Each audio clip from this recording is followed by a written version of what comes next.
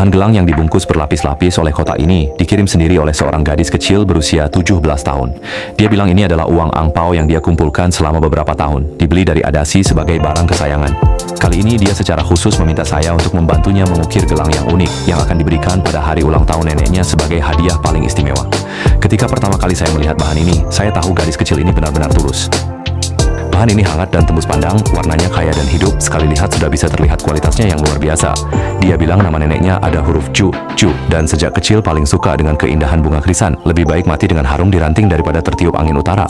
Elegan dan tangguh, itulah orang yang paling dia kagumi. Dia diam-diam berkata kepada saya bahwa dia berharap hadiah ini bisa memberikan kejutan besar pada hari ulang tahun neneknya. Juga sebagai cara dia mengekspresikan rasa syukur dan cintanya. Ketulusan itu membuat saya sangat fokus saat mengukir. Dia berkata, "Pak, uang bukan masalah, bahan harus yang ungu terbaik, ukiran harus halus." Untuk memenuhi permintaan gadis kecil itu, selanjutnya adalah beberapa hari pengukiran yang teliti. Di tangan saya memegang bahan berwarna ungu ini, pada pandangan pertama tidak terlihat mencolok, hanya membawa kilau lembut yang samar. Namun sebagai seorang pemahat, saya sangat menyadari nilainya. Warna ungu dalam batu giok memang jarang ditemui. Dengan warna yang misterius dan elegan, bahan ini memiliki tekstur yang halus dan memancarkan aura dari waktu yang telah berlalu. Saya memutuskan untuk mengubahnya menjadi gelang bunga krisan yang unik. Sebelum memulai ukiran, saya mengamati dengan cermat distribusi warna bahan tersebut, dan seketika itu juga terbayang bunga krisan yang sedang mekar. Saat mengukir, saya mulai dengan membentuknya.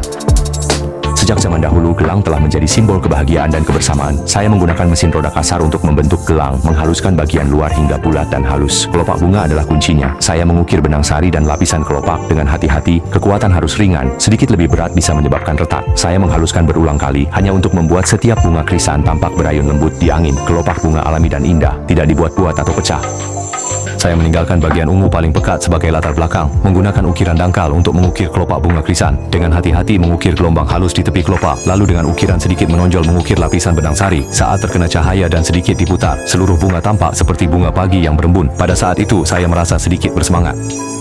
Bunga krisan memiliki makna indah berupa keberuntungan panjang umur dan kesehatan pasangan. Saya ingin memanfaatkan warna ini untuk mengukir bunga krisan yang mekar secara tersirat agar gelang ini dengan latar belakang warna ungu menampilkan keindahan yang anggun dan berani. Meskipun video ini hanya beberapa menit, proses ukirnya sangat rumit. Pertama, harus menangani garis keseluruhan. Gelang harus halus dan mengalir agar nyaman dan alami saat dipakai.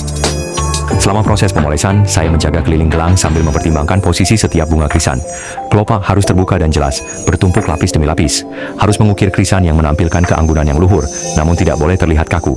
Setiap bunga harus diukir perlahan dengan pisau halus, dari putik hingga kelopak, terbuka secara alami, dan detail hingga setiap lekukan dan lengkungannya.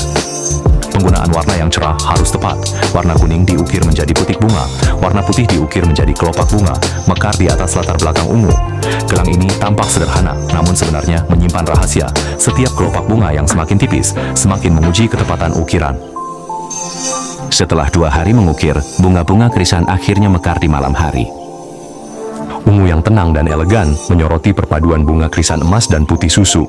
Dingin namun tetap hangat. Selanjutnya, mari kita lihat bagaimana saya mengubah sepotong bahan menjadi gelang yang indah. Proses pembuatannya sangat menarik dan sangat menghilangkan stres. Semoga Anda bisa melihat sampai akhir karena hasil akhirnya benar-benar menakjubkan. Dalam proses pembuatan, ada juga orang yang meragukan saya. Dia bilang, meskipun gelang saya dibuat dengan sangat baik, tidak akan ada yang menyukainya. Karena semua orang suka merek besar, tidak ada yang akan mendukung pengrajin seperti kami.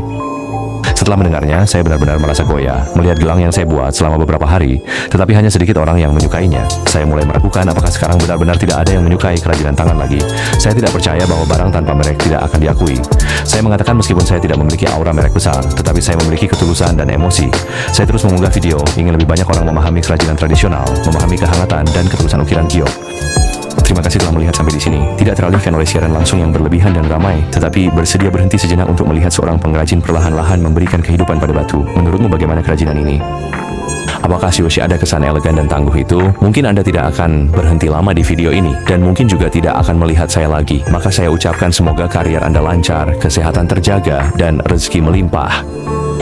Dari mulai pengambilan gambar hingga selesai, saya menghabiskan puluhan jam. Tidak tahu apakah Anda bersedia meluangkan 1 detik untuk mendukung seorang pengrajin. Terima kasih semuanya. Jika ada kesempatan, di masa depan saya juga bersedia membuatkan Anda sebuah karya unik yang hanya milik Anda.